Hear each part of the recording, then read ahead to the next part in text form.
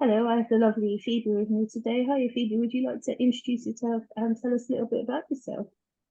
Hello, yes, of course. So my name's Phoebe Morgan. I work at Hodder and Stoughton as a commercial fiction publisher, and I also write my own novels, which are published by HarperCollins. So I have four thrillers out, and I have one more book out next summer. So I'm an editor and a writer. Did you always know that you wanted to write? I was always interested in writing, but I think probably similar to quite a lot of people, I didn't really take it seriously as a career option. I actually ended up training as a journalist because that was the only way I could think of to write for a living, which now feels really short-sighted because there are so many other ways. But I trained as a journalist and didn't really like it very much. And then I decided to think about writing novels more seriously. So that's when I sort of began writing the first draft of my debut. But definitely reading was something that I was always super keen on. I read so much as a child and as a teenager and as an adult. And so writing was always, it was my favorite subject at school. I did English at university. So it was always something I really loved, but I never really thought that I could actually make money from it and make it into a career. So I'm very happy that I do get to do that now. What made you sit down that first day and think, okay, today's the day that I'm going to give it a go? Well, I get asked that a lot, and the answer is kind of trivial, which is that I was at a party and I was talking to this guy, and I said, "Oh, yeah, I want to write books." Probably, I don't know, I was probably trying to impress him. And he said, "Oh, well, why don't you just do that then?" And the way he said it was sort of very blunt, but also really helpful. It was like very to the point. And so I sort of went home that night and I thought, "Well, why don't I just do it then?" And I think I mean, he was basically a stranger, and so having a stranger say that to you it can sort of have quite an impact. And that's when I started to write. So my first book is called The Doll House, and I used to write it while I was working loads of other jobs. I was babysitting, and I was working in a pub, and I was working as an assistant in publishing, and so I was sort of juggling a lot. But when I was babysitting, I used to babysit for this nightmare kid who was so difficult to control. But when I had eventually got him to bed, I would sit down and just write for the rest of the evening until his mum got back, which was often quite late. So that was really when I first started to do it seriously. And at that time, I really didn't know what to expect. Like I did not know anything about the industry in the way that I do now. So I was very junior in publishing at that time, I think. And so now obviously I would have a much clearer sense of what publishing a book would actually be like. But at that time I just wrote it as it came out and yeah, just kept on writing really. And carried on ever since. Um, Weirdly, a few people have written because someone dared them to. I Oh, think really? men, weirdly, because they're not competitive at all. So that Yeah. makes me laugh as well. But I love finding out how people go to write in, especially if Mm, it's a lesson. yeah. But did the idea of characters come first, or did the story come first? So for me, when I'm writing, I actually usually start with a sense of place. I often think of the setting, and each of my books is set in a different place. So the first one is set in London, the second one is set in Essex, the third one is set in Suffolk, and the last one is set in Botswana. So a total gear change. And my next one, which is out next year, is set in Thailand. So I sort of started small and then expanded a little bit. So I usually start with the place and then the characters, I think, and then I always want to have sort of the initial hook of the book, which is really important. I work in commercial fiction, so I'm always looking for the proposition and what would this book be if you could distill it into just one line.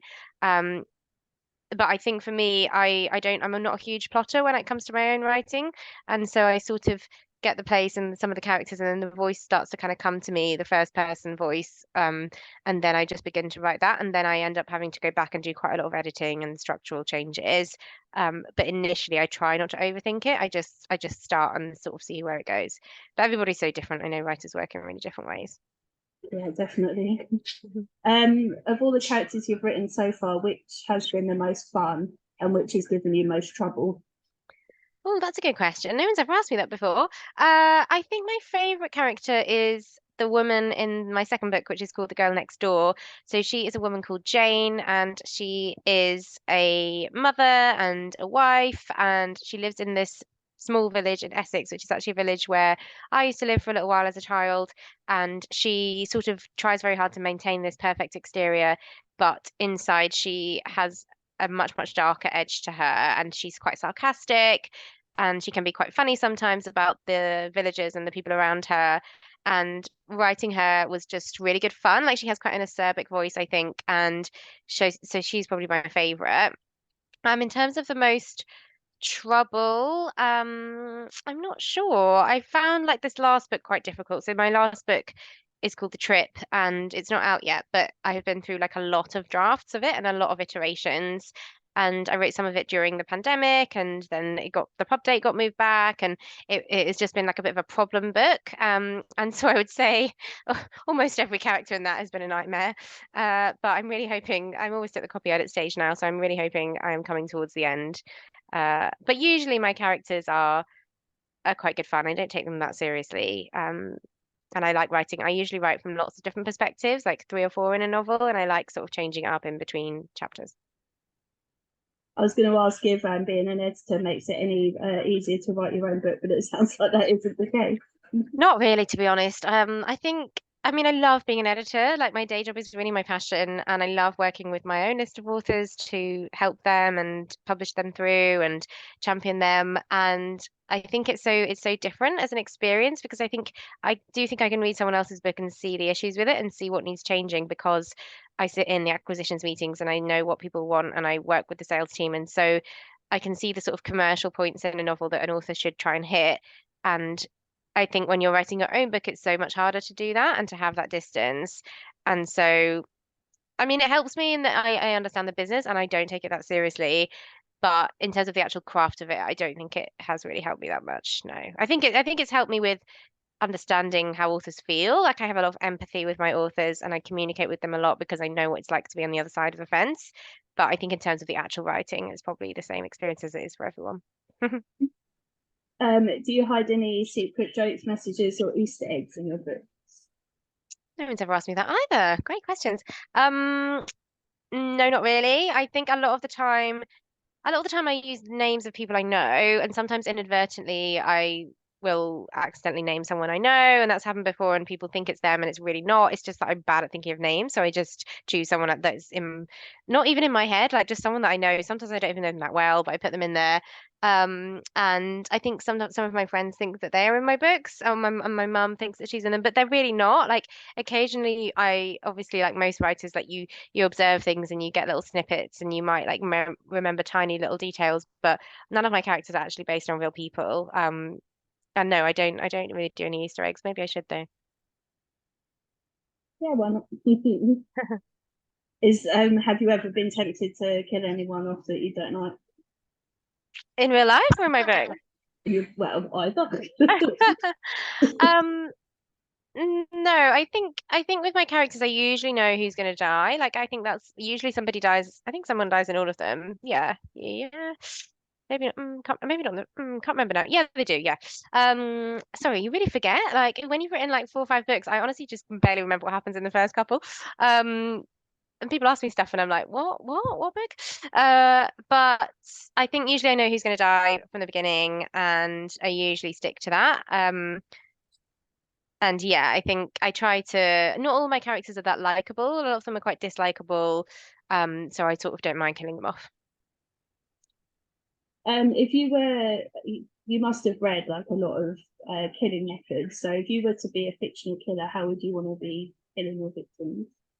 Oh, I have read a lot of crime novels. If I was going to be a killer, how would I kill my victims? Well, I wouldn't want to be caught, so I'd have to do something quite clever and innovative, probably.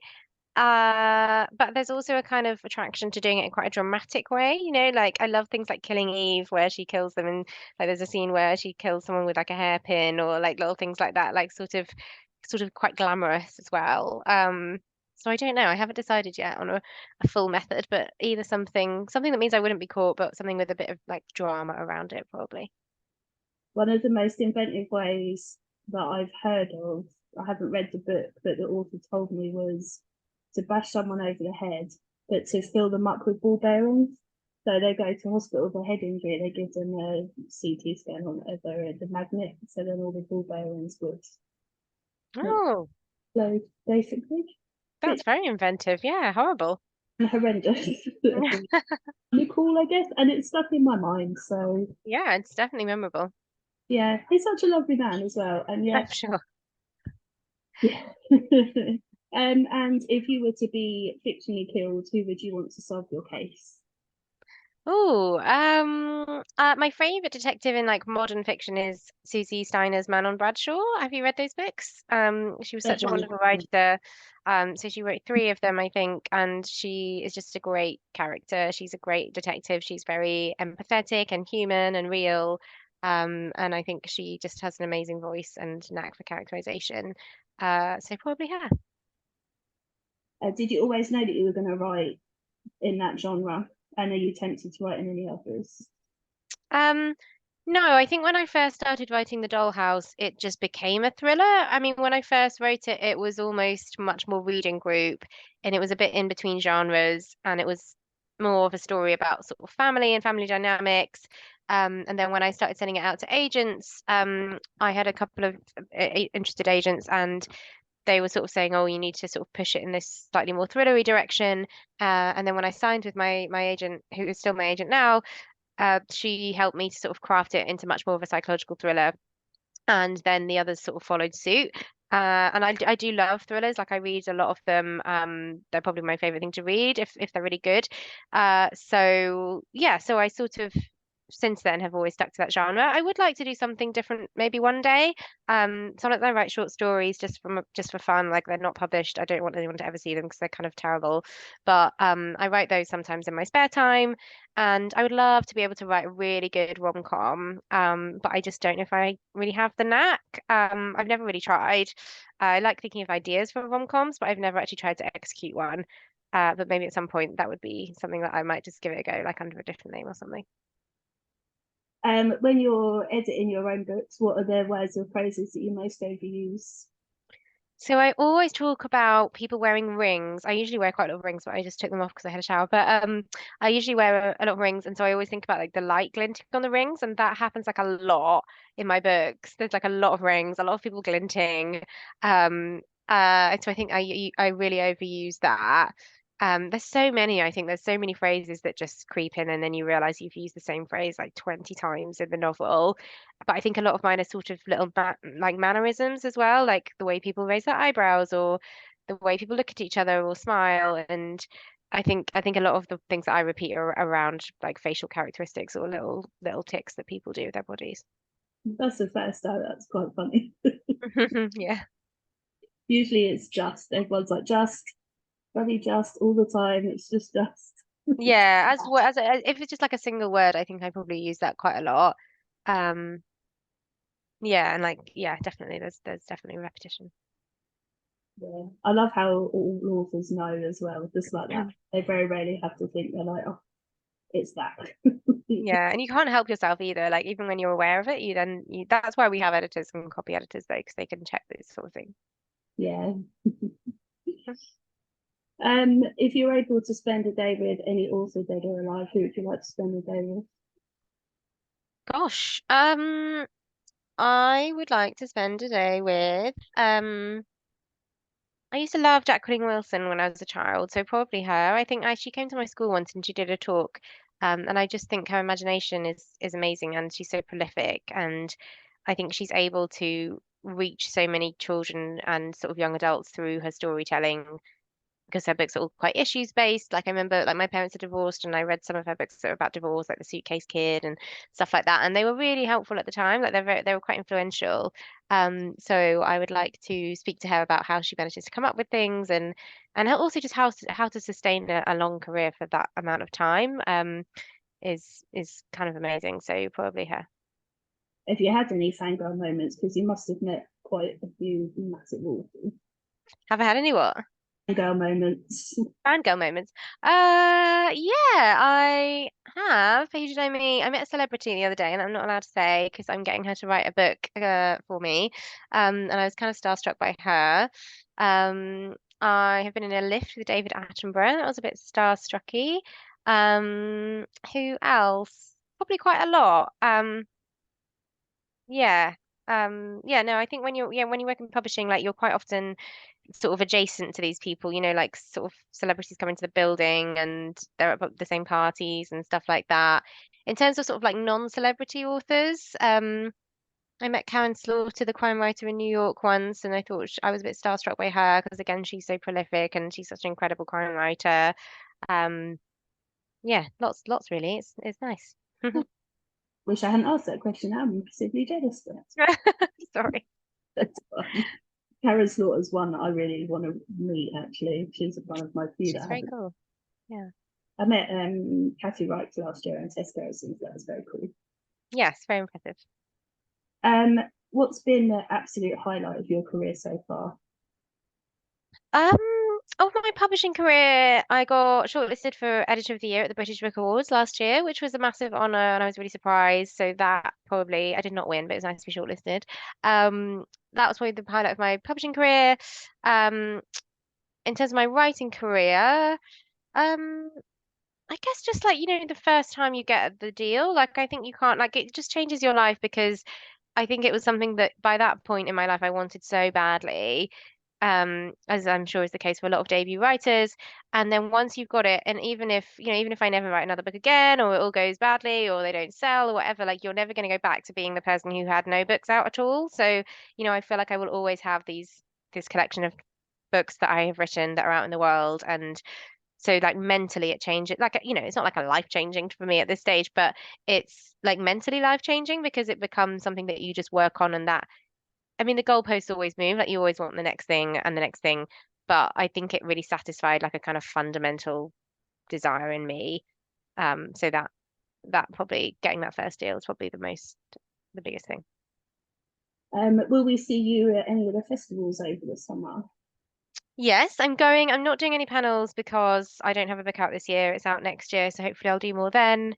Actually, that's not true. I am doing something at Bloody Scotland, I think, which is more of like a publishing panel. A sort of, I think it's called Pitch Perfect. And then I'm going to the Harrogate Crime Writing Festival in a few weeks, which will be lovely.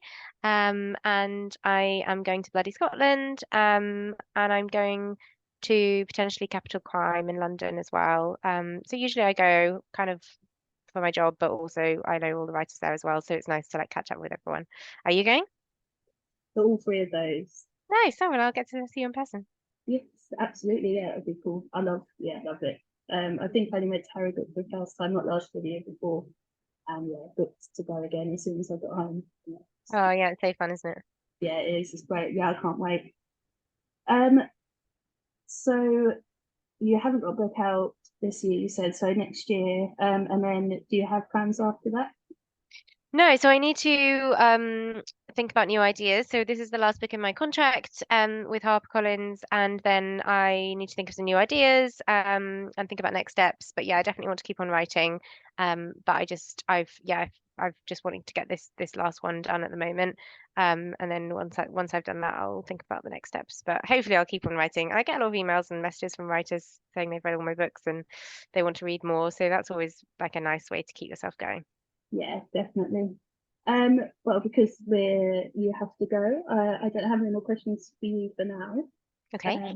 So would you like to tell everyone where they can find out more about you if they'd like to, and where they can get your books from? Yes, of course. So you can get all my books online or in bookshops. I have four, so they're called The Dollhouse, The Girl Next Door, The Babysitter, and The Wild Girls. Forgot. And then the next one is called The Trip, which is out July 2024. I am on social media on Twitter at Phoebe_A_Morgan. I'm on Instagram at Phoebe Ann Morgan, and I have a website which is phoebemorganauthor.com, which is a little bit, well, it's quite badly out of date, which I need to update. But there's quite actually a lot of information on there about writing and publishing and the industry. So that might be like a useful resource if you're interested in any of those things. And I think I'm on Facebook on Phoebe Morgan Author. So you can find me on all those platforms. And yeah, as I say, I've got the next book out next year. So please look out for that if you want to. Awesome. Well, thank you very much. Thanks, Donna.